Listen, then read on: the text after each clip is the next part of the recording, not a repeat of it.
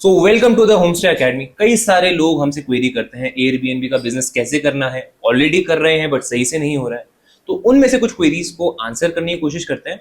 मेरे साथ हैं mister Hari, the homestay academy के को founder, and he will answer few things जो आपको हेल्प कर सकती हैं अपना एयरबीएनबी बिजनेस स्टार्ट करने में, एज वेल एज आपका एयरबीएनबी बिजनेस को और स्मूथली रन करने में। तो welcome Hari sir. Thank you. Sir, सबसे पहली एक चीज़ है कि अब लोग अवेयर काफ़ी हो गए हैं एयरबीएनबी होमस्टेज के बारे में, एंड वो समझ रहे हैं कि ये एक इनकम जनरेट करने के लिए एक बहुत अच्छी सोर्स है, रिसोर्स है।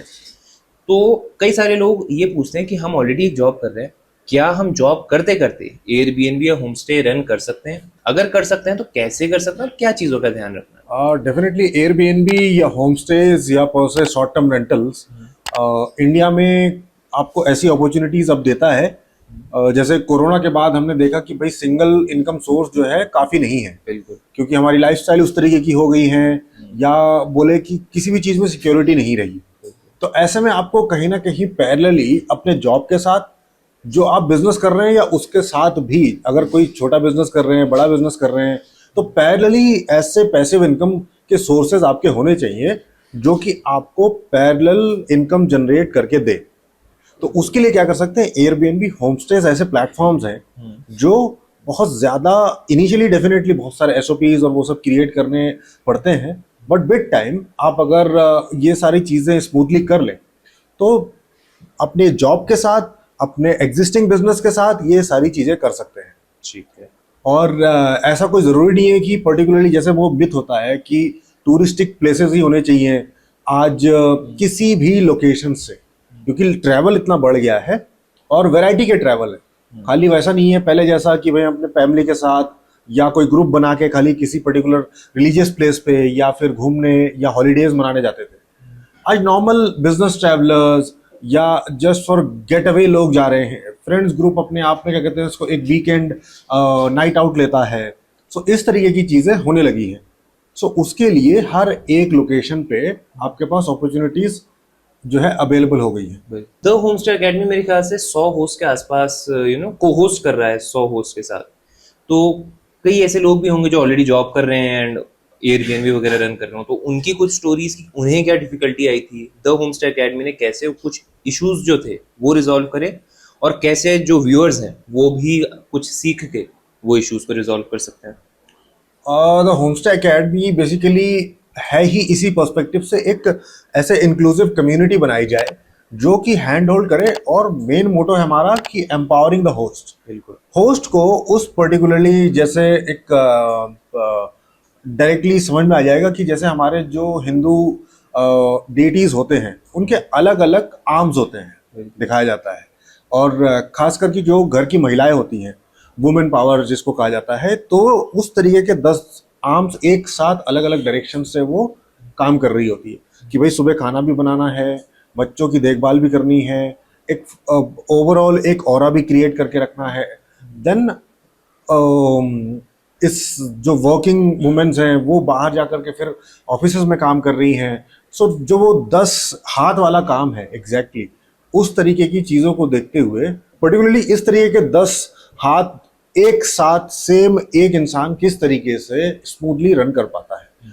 तो हमें लगता था कि हम पर्टिकुलर एक ही जॉब में कर पाएंगे, लेकिन टेक्नोलॉजी ने, और जो पहले हमारी घरों की महिलाएं करती थी, बाहर भी जॉब कर रही हैं, वो वाली चीज़ अब मेल्स भी कर पा रहे हैं। क्यों? क्योंकि टेक्नोलॉजी का साथ है। बिल्कुल, कि वो जॉब कर रहे हैं, उन्होंने ऐसे सिस्टम्स क्रिएट कर दिए कि let's say mutual fund, SIPs या शेयर मार्केट या रेंटल बिजनेस, कोई लॉन्ग टर्म रेंटल, वो सब ले रखे हैं, तो हर महीने उनके इनकम सोर्स बन रहे हैं।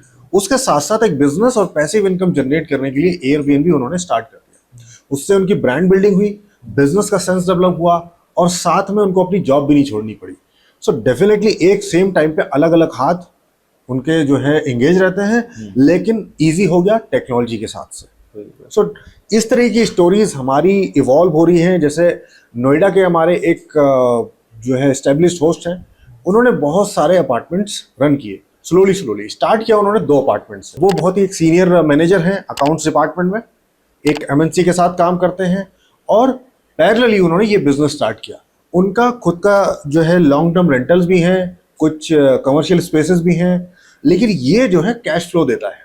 और एक सबसे अच्छी बात एक्सपेंडिबिलिटी का स्कोप है, क्योंकि जो दूसरे ट्रेडिशनल स्टाइल्स हैं उसमें इन्वेस्टमेंट हैवी बिल्कुल रहती है सारी चीज़ें। अगर आप कोई कमर्शियल स्पेस ले रहे हैं या पर से आपने जो है एक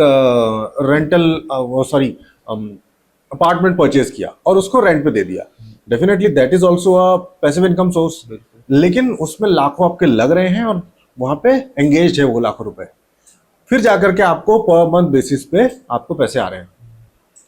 लेकिन इस केस में उन्होंने क्या किया, डेफिनेटली दूसरे सोर्सेज भी हैं, एक कैश फ्लो इस तरीके से कि रेंट पे ही लिया उन्होंने अपार्टमेंट, लेकिन समझ के स्किल के साथ। यहां बात आई, उन्होंने समझा because he is experienced manager in accounting. तो उन्होंने देखा कि भाई कोई भी चीज करने से पहले मैं अकाउंट्स में बहुत अच्छा हूं, लेकिन ये जो नई तरीके की होस्टिंग स्टाइल आई है इसमें मुझे नहीं पता क्या करना है क्या नहीं करना है, तो नुकसान होने के चांसेस ज्यादा है एज कंपेयर टू मुनाफा कमाने के। तो उन्होंने एक कंसल्टेंट को जो है अपने ऑनबोर्ड किया, द होमस्टे एकेडमी को, एंड हमने काफ़ी सारी चीज़ें उसमें स्मूदन करी, एसओपीज क्रिएट किए और एक ओवरऑल एक ब्रांड बिल्डिंग करने में उनकी हेल्प करी। आज वो स्लोली 10 से 12 अपार्टमेंट्स अपना रन करते हैं, साथ में वो जॉब करते हैं, जॉब छोड़ने की बिल्कुल ज़रूरत नहीं पड़ी उनको। जॉब के साथ साथ अब 10-12 units they are running, 10-12 units वो रन करते हैं। और अब देख रहे हैं कि दूसरे सेगमेंट्स में, जैसे उन्होंने अपार्टमेंट्स में ही एक्सपैंड किया था, एक और इंपॉर्टेंट वाली बात, जिससे आप स्टार्ट करें उसी सेगमेंट में एक्सपेंशन करें, एटलीस्ट जो नेक्स्ट जो है आप 2-3 प्रॉपर्टीज और ले रहे हैं। दूसरा सेगमेंट चेंज करते ही दूसरे चैलेंजेस आते हैं। लेट्स से आपने अपार्टमेंट से किया, फिर आप जंप कर गए नेक्स्ट प्रॉपर्टी में विला में, तो वो अलग तरीके की प्रॉपर्टी, अलग तरीके का इशू क्रिएट करता है, क्योंकि उसके प्रोज एंड कॉन्स अलग है। बिल्कुल बिल्कुल। तो सर इन चीज़ों को किस तरह से, अगर मान लीजिए आप कंसल्टेंट हैं, यू गाइड पीपल कैसे करना है कैसे नहीं करना है, कोई अगर लेमैन है and he wants to do this, कई सारे लोग ऐसा भी होता है कि दिस इज माय कॉलिंग, और कई बार वो जॉब छोड़ देते हैं पहले ही। So should they continue their job and then plan करना, एग्जीक्यूट करना, वो चलते रहना चाहिए, या फुल ऑन एक आइडिया में कूद जाना चाहिए?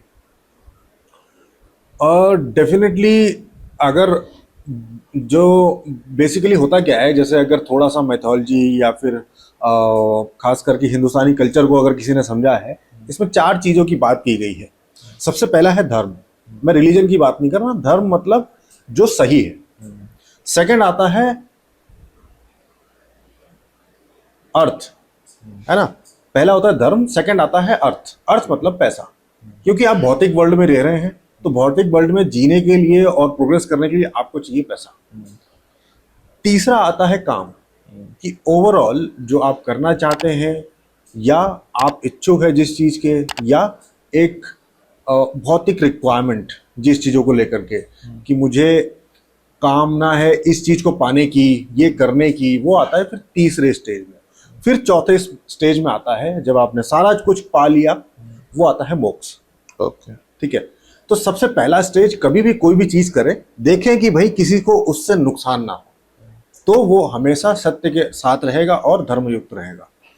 दूसरा, उससे पैसे बनने चाहिए, तभी सस्टेनेबिलिटी भौतिक वर्ल्ड में आएगी।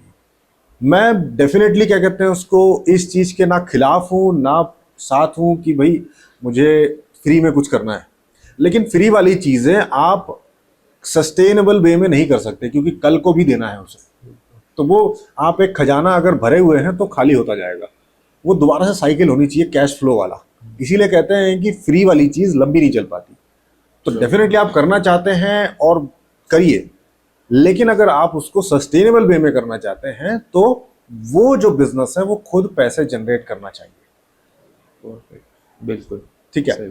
तो फिर उसके बाद आता है, जब ट्रेडिशनल तरीके से जो चल रहा है वो चीज आप सर्व करते हुए, फिर आता है कि आपके कॉन्सेप्ट हैं कि एग्जैक्टली मुझे ये करना है। फिर तीसरा आता है, क्योंकि जैसे आपने बोला कि जॉब करते करते डाइव करना चाहिए या नहीं करना चाहिए, डेफिनेटली अगर मन में आया है तो कीड़ा है, तो कहीं ना कहीं काटेगा। तो सिंपल एक एग्जांपल देता हूं इसका, कि हमारे होमस्टे में एक गेस्ट रहने आए थे जो कि 52 ईयर्स के थे। तो उनको आज भी कीड़ा काटता है कि 52 साल की उम्र में लगभग 20-30 साल जॉब करने के बाद कि मुझे अपना कुछ करना है। तो कहीं ना कहीं वो रिटायरमेंट का वेट कर रहे हैं कि अब मेरे पास सारी कोई भी लाइबिलिटी नहीं है। लाइबिलिटी इन द सेंस जो ओवरऑल जो है सोसाइटी के नॉर्म्स हैं, शादी करना, पैसे कमाना, बच्चे होना, बच्चे को सेटल करना, अब वो देख रहे हैं कि हाँ सारी चीजें हो गई, अब मैं अपने लिए करूंगा। बिल्कुल। तब वो तीसरी स्टेज की बात कही मैंने। तो तीसरी स्टेज आज यंगस्टर्स में पहले से आने लग गई है ना भाई, पैसे कमाने कहीं ना कहीं जॉब कर रहे हैं, इसका मतलब पैसे कमा रहे हैं। लेकिन वो तीसरी स्टेज पहले जो जनरेशन में बहुत बाद में आती थी, आज अर्ली एज पे आने लग गई है। तो ये एक संकेत है कि आपको अपनी चीजें करनी चाहिए, लेकिन सही डायरेक्शंस के साथ और सही टाइम पे।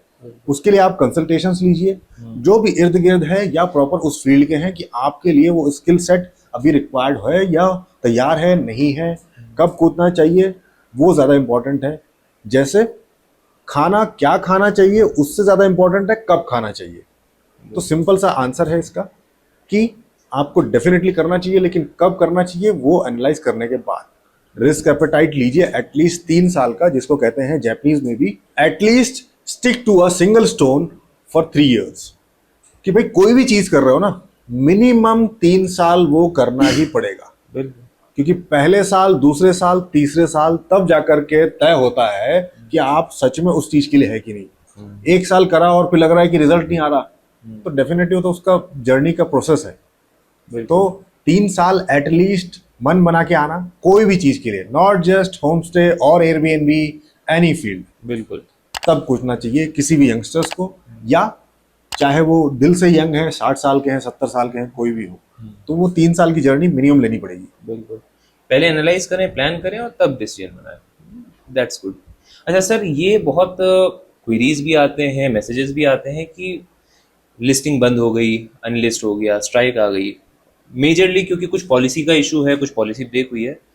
तो एक नॉर्मल एयरबीएनबी होस्ट अपने आप को कैसे अवेयर बनाए एयरबीएनबी की पॉलिसीज़ को लेके, और किस तरह से कि पॉलिसीज़ ब्रेक ना हो और वो लंबे टाइम तक अच्छे से होस्ट कर पाए। तो इसका क्या सोल्यूशन है? एक होस्ट कैसे अपने आप को एम्पावर कर सकता है? सिंपल सा है, the homestay academy YouTube channel, उसमें हमने बहुत सी पॉलिसीज की बात कही है, क्या चीज़ें नहीं करनी चाहिए। डेफिनेटली उसके ऊपर डिटेल वीडियोस हमने बना रखे हैं कि भाई पॉलिसीज क्या हैं और डूज एंड डोंट्स क्या हैं, क्योंकि एयरबीएनबी का प्लेटफॉर्म बड़ा डिफरेंट है। और जैसे मोबाइल नंबर ना डालना, इस तरीके के बहुत सारे पॉलिसीज बने हुए हैं और एयरबीएनबी अडर करता है अपनी उन पॉलिसीज पे। सो डेफिनेटली अगर आपने उनके क्वालिटी स्टैंडर्ड्स को फॉलो नहीं किया तो वो आउट ऑफ प्लेटफॉर्म आपको सस्पेंड कर देंगे। बिल्कुल। तो उसको समझने और सीखते रहने के लिए एक ये हो गया, या हमारे कंसल्टेशंस के थ्रू आप और जान सकते हैं, पर्सनलाइज 1-on-1 कंसल्टेशन ले सकते हैं। तीसरी चीज होती है एक होस्ट असेंबली, जो हमने पिछले 6 महीने पहले स्टार्ट किया था, उसका बड़ा अच्छा रिस्पॉन्स है। अक्रॉस इंडिया एक ये नेटवर्किंग प्लेटफॉर्म है होमस्टे एकेडमी द्वारा कि आप आइए, अपने इश्यूज डिस्कस कीजिए और जो दूसरे सीजन होस्ट हैं उन्हीं से आपको वो सॉल्यूशन मिलने लगेगा।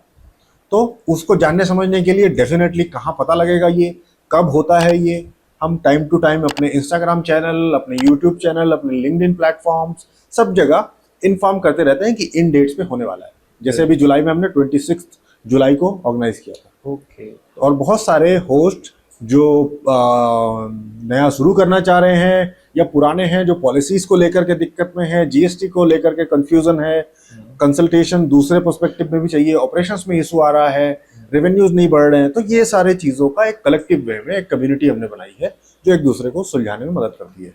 बिल्कुल। एक्सपीरियंस होस्ट हैं, नए होस्ट हैं, एक्सपीरियंस होस्ट अपना एक्सपीरियंस शेयर कर रहे हैं, दैट इज़ ग्रेट। एंड आपने एक बहुत अच्छी बात बोली कि कई बार फ़ोन नंबर शेयर करने का जो इशू होता है। Me as a new host, या कोई कई सारे ऐसे होस्ट हैं जिन्हें पहली बात तो ये पता ही नहीं है कि नंबर शेयर नहीं करना है। जिनको पता है उनको लगता है कि यार 10,000 की बुकिंग आ रही है, मेरे 2,000 रुपये बच जाएंगे अगर मैं ऑफलाइन बुकिंग ले लेता हूँ। तो आप एक्सपीरियंस हो, आप इतनी प्रॉपर्टीज़ हैंडल कर रहे हो, आपने ऐसे केसेस भी देखे हैं, तो जस्ट ऑडियंस को एक रेफरेंस कि क्यों ये मतलब नुकसानदायक है। वो 2,000 रुपये दिख रहा है बच रहे हैं, बट क्या ज़्यादा का नुकसान हो रहा है या ज़्यादा का नुकसान हो सकता है? तो जस्ट एक क्या बोलूँ, एक पीओवी ऑन दिस। और इस पर्सपेक्टिव से देखेंगे कि जैसे एसआईपी या फिर शेयर मार्केट में कहते हैं कि एटलीस्ट इन्वेस्टेड रहिए आप, है ना, कि 10 साल तक आप अगर इन्वेस्टेड रहेंगे एसआईपी में, बस करते जाओ, मार्केट बढ़े घटे कुछ नहीं, एक डेडिकेशन के साथ आपको उसके साथ स्टिक रहना, हर महीने मुझे इतना इन्वेस्ट करना है। बिल्कुल। ऐसे ही एयरबीएनबी प्लेटफॉर्म या पर से किसी भी प्लेटफॉर्म, तो उसकी लॉयल्टी को आपको प्रूव करना पड़ेगा, तो वो तभी रिटर्न देगा जब आप उसको कुछ दोगे। तो इस तरीके के आउट ऑफ प्लेटफॉर्म आप जब चले जाओगे तो वो short quick gain long term overall benefits को रोक देता है। बिल्कुल सही जैसे कोई भी पेड़ है या कुछ है, जैसे और एग्जांपल जो आज क्विक है, कोई भी डिलीवरी सर्विस जैसे जो क्विक है, लेकिन उसमें रिस्क भी उतने ही लेवल का है। जैसे क्विक डिलीवरीज ऐप आ गई हैं, कुछ आ गया है, लेकिन जो ट्रस्टेबिलिटी है कि भाई वो क्वालिटी अगर नहीं आई तो मैं वापस कैसे करूंगा, है ना, अब आप उसको जानते नहीं हो, वो जो आपका परचेजिंग एक्सपीरियंस था वो गायब हो गया। सो इस तरीके से डेफिनेटली प्लेटफॉर्म के साथ आपको अपना एक संबंध बनाना पड़ेगा, उसको बताना पड़ेगा कि हाँ कोई बात नहीं, मैं नहीं ले रहा हूँ। सो डेफिनेटली वो रिवॉर्ड देता है। ऐसे बहुत सारे होस्ट हैं, जैसे हैदराबाद के, हमारे उदयपुर के, इंदौर के, जिन्होंने कि प्लेटफॉर्म, तभी हम बताते हैं कि एयरबीएनबी से किस तरीके से आप बेनिफिट्स ले सकते हैं। एज अ बिजनेस ओनर आपको दूसरे प्लेटफॉर्म या अदर मीन्स करने चाहिए, लेकिन एक फाइन बैलेंस के साथ, कि भाई एक प्लेटफॉर्म को, किसी भी प्लेटफॉर्म को धोखा ना दे। बिल्कुल। जिस प्लेटफॉर्म पे जो क्वेरी आई है, इसका सीधा समाधान है कि जिस प्लेटफॉर्म पे जो क्वेरी है उसको वहीं पे हैंडल करे। एयरबीएनबी की क्वेरी को एयरबीएनबी पे ही हैंडल करे। अब गेस्ट चाहता है कि भाई मैं नंबर शेयर कर दूं और आउट ऑफ प्लेटफॉर्म चले जाऊं, तो उसके टिप्स एंड ट्रिक्स किस तरीके से होते हैं, डेफिनेटली हमने बहुत सारे बनाए हुए हैं। हमने को होस्टिंग स्टाइल जिस तरीके से अचीव की है, उसके थ्रू वो वाले कस्टमर भी, वो वाले गेस्ट भी हमने कन्वर्ट किए हुए हैं। 50 से 70% का हमारा सक्सेस रेट है कि वो वाले कन्वर्ट हो जाते हैं। और कैसे करना है वो हम अलग अलग ट्रेनिंग सेशंस या फिर वेबिनार या जो होस्ट असेंबली है उसमें भी डिस्कस करते हैं। ठीक। एंड सर काफ़ी ज़्यादा हम डिस्कस करते रहते हैं कि होस्ट करना, एयरबीएनबी स्टार्ट करना, बट मान लीजिए कि कोई ऐसा इंडिविजुअल है जिसके पास इन्वेस्टमेंट करने के लिए कुछ भी नहीं है, कि मैं रेंट भी नहीं ले सकता हूँ, बाय भी नहीं कर सकता हूँ प्रॉपर्टी। तो रिसेंटली पिछले कुछ टाइम में एक ये ऑप्शन आया है जो लोग धीरे धीरे समझ रहे हैं, को होस्टिंग का, कि मैं खुद अपनी प्रॉपर्टी ना स्टार्ट करते हुए किसी और को हेल्प करूँ उसकी प्रॉपर्टी बेटर रन करने में। बट अगेन मुझे एक्सपीरियंस नहीं है प्रॉपर्टी कैसे रन होगी, कम्युनिकेशन पॉलिसीज XYZ। तो एक इंडिविजुअल अपने आप को होस्टिंग के लिए कैसे प्रिपेयर कर सकता है और कैसे एक्सपैंड कर सकता है, बिल्ड कर सकता है अपना पोर्टफोलियो इसमें? कोई भी चीज, मान लीजिए को होस्टिंग हो गई या कोई भी होस्टिंग पर से, तो को होस्ट में भी लिखा हुआ है पीछे होस्ट। सो डेफिनेटली आप उसके साथ जो है होस्ट कर रहे हैं, तो आपको होस्टिंग तो आनी चाहिए। तो ऐसा नहीं है कि को होस्ट मतलब मैं खाली किसी की मदद कर रहा हूँ और कोई मुझे सिखाएगा वहां आके। इंडिया में थोड़ा डिफरेंट स्टाइल है कि जो होस्ट है वो खुद अभी उतना ट्रेन नहीं है। सो दे एक्सपेक्ट कि को होस्ट खुद जो है एक्सपीरियंस्ड हो। तो डेफिनेटली अगर फॉरेन वगैरह की देखेंगे तो वो एक हेल्पिंग हैंड चाहते हैं कि भाई कोई नहीं, तुम मेरे साथ करो, मैं तुमको सिखाऊंगा भी।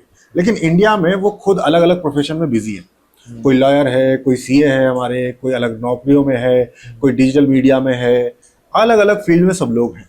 तो ऐसे में वो देखता है कि भाई मेरी प्रॉपर्टी है and the IP rights belongs to me, but मैं किसी को अपने साथ जोड़ लेता हूँ जो डेली ऑपरेशंस हो सकता है या मेरे डिजिटल प्लेटफॉर्म्स को हेल्प करे। को होस्टिंग के भी अलग अलग मॉडल्स हैं। तो ऐसे में वो चाहता है कि जो डेली बेसिस पे मैं हर टाइम नहीं हो सकता, तो मेरा रिस्पॉन्स रेट गड़बड़ हो रहा है और जो पर्सनल टच है वो गायब ना हो जाए, क्योंकि किसी प्रॉपर्टी मैनेजमेंट को नहीं देना मुझे। प्रॉपर्टी मैनेजमेंट वो फिर अपनी ब्रांडिंग करेंगे, उस मॉडल पे जाना है तब तो आप लीज वाले मॉडल पे जा सकते हो। बट जो को होस्ट या होस्ट को देख रहा है कि भाई मेरे को भी इस प्रॉपर्टी से जुड़े रहना है क्योंकि मेरे दिल के करीब है ये प्रॉपर्टी, तो ऐसे में को होस्ट को खुद स्किल अपनी डेवलप करनी पड़ती है as a co hosting service देने के लिए। तो आपको होस्टिंग आनी चाहिए। को होस्टिंग इज अ होस्टिंग वे, को hosting is also a hosting simply. तो उसके लिए आपको टेक्नोलॉजी समझना पड़ेगा, ऑन ग्राउंड ऑपरेशंस क्या क्या होते हैं, इश्यूज क्या होते हैं, गेस्ट साइकोलॉजी क्या है, सबसे इंपॉर्टेंट चीज, और आपने कितने गेस्ट को हैंडल किया है, कितने गेस्ट के इश्यूज को रिजॉल्व किया है। सिंपल सी बात है कि गेस्ट की गालियां कितनी खाई है ना, तो और उसको क्विकली एड्रेस कितना किया है। तो ये सारी चीजें अगर आप इक्विप्ड हैं, so definitely you are ready to provide a co hosting service.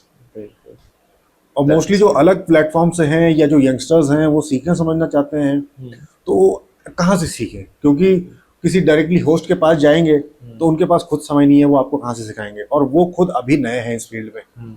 सो ऐसे में जो नौसिखिया ड्राइवर है वो किसी और को कैसे ट्रेनिंग देगा।